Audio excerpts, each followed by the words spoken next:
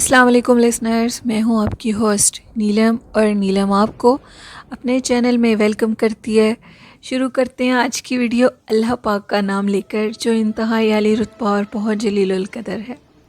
मैं अल्लाह पाक से ये दुआ करती हूँ कि मेरे सभी सुनने वाले हमेशा शाद और आबाद रहें, आमीन। लिसनर्स, आप सब लोग कैसे हैं? आई होप आप सब लोग ठीक ठाक होंगे और खुशबाश होंगे। और जिस तरह कोरोना वायरस बहुत ज़्यादा आया हुआ है, प्लीज़ आप सब लोग अपना ढेर सारा ख्याल रखें और ज़्यादा से ज़्यादा आप मेरी स्टोरीज़ सुना करें। घर बैठ के बाहर निकलने की ज़रूरत बिल्कुल भी नहीं है। शुरू करते हैं आज की स्टोरीज़। आज की पहली स्टोरी मेरे साथ शेयर की है मोहम्मद रिजवान ने, जो कि लाहौर के रिहायशी हैं। मोहम्मद रिजवान कहते हैं कि वो एक कंबाइन फैमिली में रहने वाले इंसान थे और उनकी जब मिसेस ने कहा कि अब हम लोग चाहते हैं कि हम लोग सेपरेट हों, उनके जब बच्चे बड़े हो गए तो उन्होंने सोचा कि हम अपना एक सेपरेट घर बनाएंगे अलग से। रिजवान कहते हैं कि मैंने लाहौर में एक प्लॉट ख़रीदा और उस प्लॉट के ऊपर मेरा दिल था कि मैं अपना घर तामीर ख़ुद करवाऊं अपनी मर्ज़ी से। हमने घर की तामीर शुरू करवा दी। जैसे ही घर के तामीराती काम शुरू हो गए, घर रेडी हो गया, तो मेरी मिसेस ने कहा कि अब हम इसमें रहना शुरू कर देते हैं, बाकी के जो काम रह गए हैं वो हम बीच में रह कर लेंगे।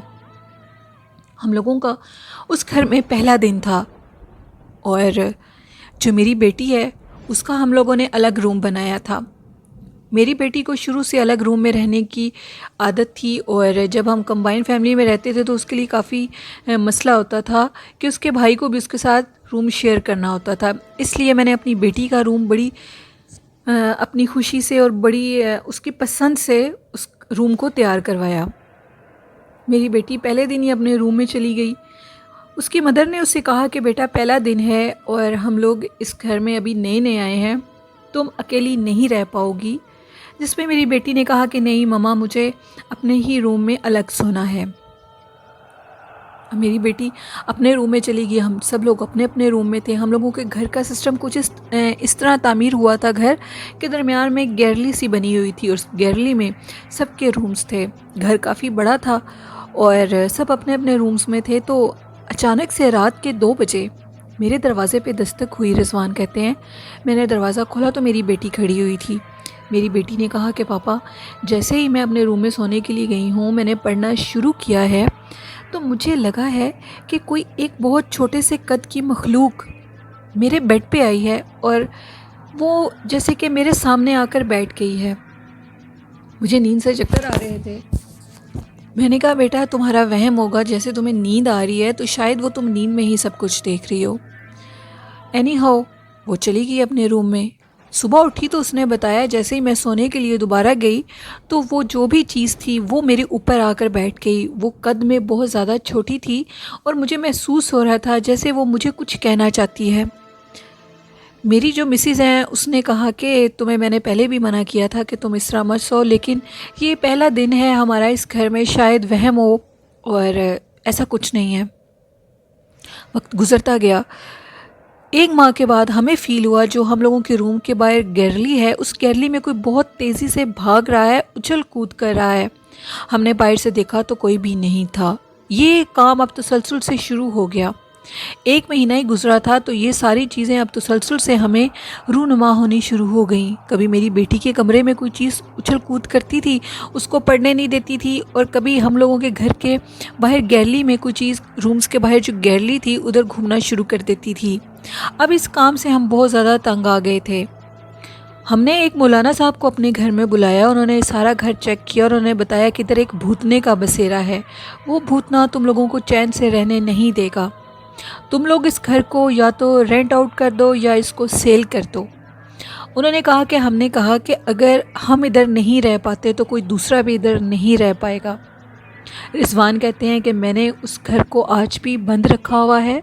ना तो मैं उधर खुद रह सकता हूँ, ना ही उधर कोई और आकर रह सकेगा। जो भी रहेगा वो मखलूक उसका नुकसान कर देगी।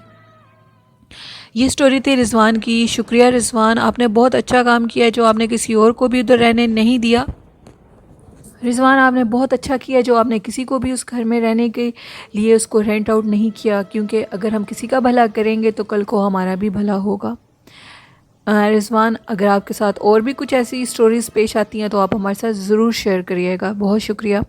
بڑھتے ہیں آج کی دوسری خوفناک سٹوری کی طرف۔ یہ سٹوری ہمارے ساتھ محمد اسلام نے شیئر کیا۔ محمد اسلام کہتے ہیں کہ یہ جو سٹوریز میں آپ کے ساتھ شیئر کرتا ہوں یہ ہم لوگوں کے گاؤں کے لوگوں کی سٹوریز ہیں جن کے ساتھ روزمرہ زندگی میں یا کافی طرح سے یہ واقعات پیش آتے ہیں۔ ان واقعات میں جھوٹ نہیں ہوتا۔ وہ کہتے ہیں کہ ان کی ایک فرینڈ نے ان کے ساتھ ایک واقعہ شیئر کیا، کیونکہ وہ جو اولڈ لکھنؤ میں جب وہ رہتے ہیں تو وہ جو راستے ہیں وہ کافی سنسان ہیں۔ جب بازار سے چیزیں خرید کے لوگ واپس آتے ہیں تو راستے میں جنگل کا راستہ ضرور آتا ہے۔ محمد اسلام کہتے ہیں کہ ان کے فرینڈ نے راستے سے ڈھیر ساری سبزی، فروٹ اور گوشت اور مچھلی خریدی ہوئی تھی۔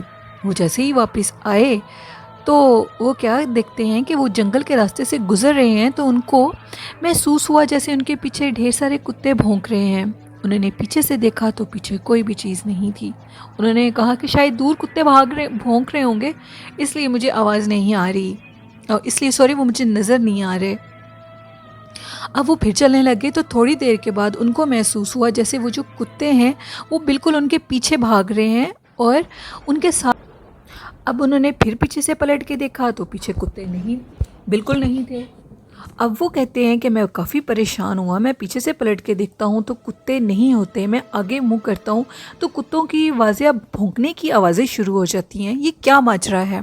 خیر وہ اپنے کام پر اپنے راستے پہ جا رہے تھے تو اچانک سے ان کو دوبارہ سے کتوں کے بھونکنے کی آوازیں شروع ہو گئیں۔ انہوں نے اپنے ادھر ادھر سے دیکھا، جنگل کا راستہ تھا لیکن کتوں کا نام و نشان نہیں تھا، کہ جب انہوں نے سیدھا منہ کیا تو ان کے سامنے سے ایک بہت بڑا سا سایہ گزرا۔ وہ بہت زیادہ ڈر گئے۔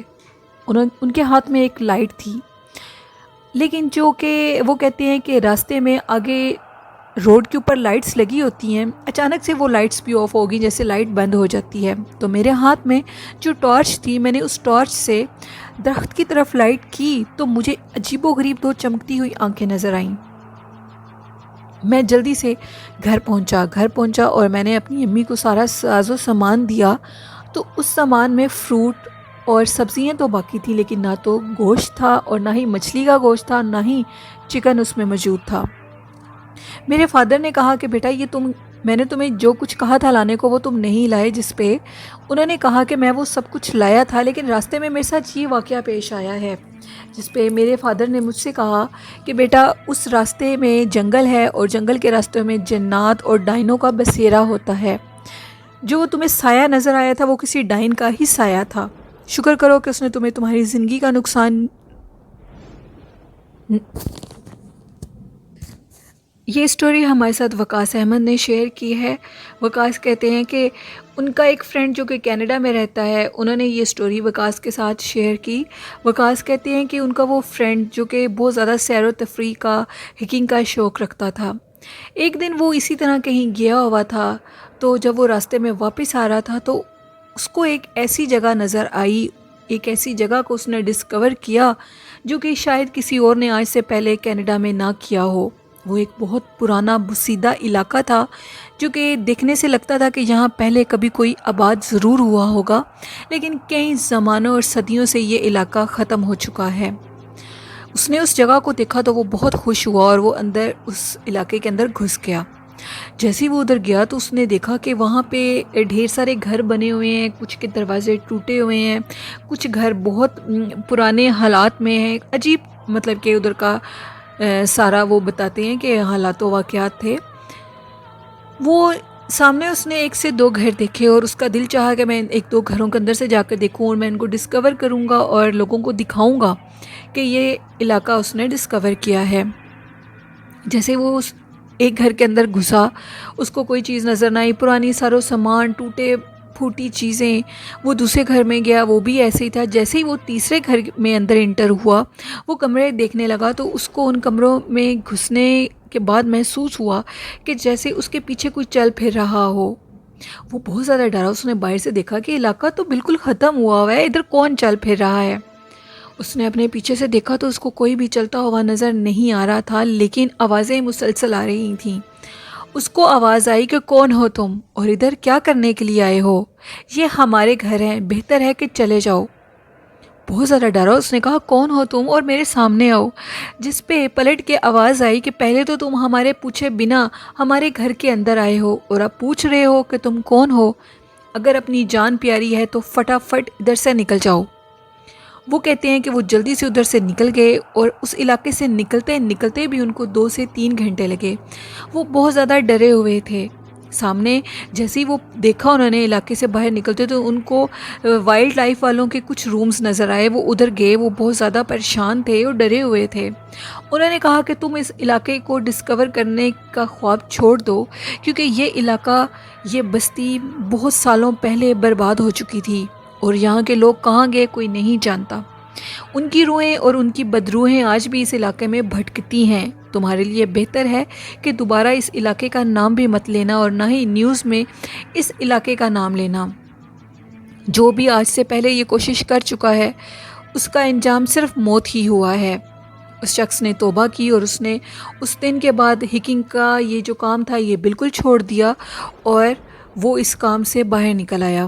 یہ سٹوری محمد وقاص کی تھی جنہوں نے ہمارے ساتھ شیئر کی۔ تھینک یو وقاص احمد، آپ کی سٹوری بہت اچھی تھی، بہت پسند آئی ہمیں۔ اسی طرح اپنی سٹوریز ہمارے ساتھ شیئر کیا کریں، اور جن میرے سننے والوں نے ابھی تک میرے ساتھ اپنی سٹوریز شیئر نہیں کی تو لسنرز آپ بھی ڈسکرپشن باکس میں میرے ای میل آئی ڈی پر اپنی سٹوریز شیئر کر سکتے ہیں اور کومنٹ باکس میں بھی اپنی سٹوری شیئر کر سکتے ہیں۔ یہ تھی آج کی سٹوریز، آئی ہوپ آپ کو ضرور پسند آئی ہوں گی۔ اور آج کا اچھا میسیج یہ ہے کہ اپنا ڈھیر سارا خیال رکھیں اور ٹھنڈی چیزوں سے بھی ذرا پرہیز کریں۔ جس طرح کرونا وائرس آیا ہوا ہے، ٹھنڈی چیزیں کھانے سے بھی گلا خراب ہو جاتا ہے۔ اور اپنا اور اپنے پیاروں کا، اپنے والدین کا، اپنے بہن بھائیوں کا ڈھیر سارا خیال رکھیں، کیونکہ یہ اللہ کے انمول تحفے ہیں، یہ دوبارہ نہیں ملتے۔ اس لیے لسنرز، آپ کو جو میرا میسیج ہے یہ اچھا لگے تو اپنا فیڈ بیک مجھے ضرور دیجیے گا، اور اپنی ہوسٹ نیلم کو دعاؤں میں ڈھیر سارا یاد رکھیے گا۔ اور اسی کے ساتھ اللہ حافظ، اللہ نگہبان۔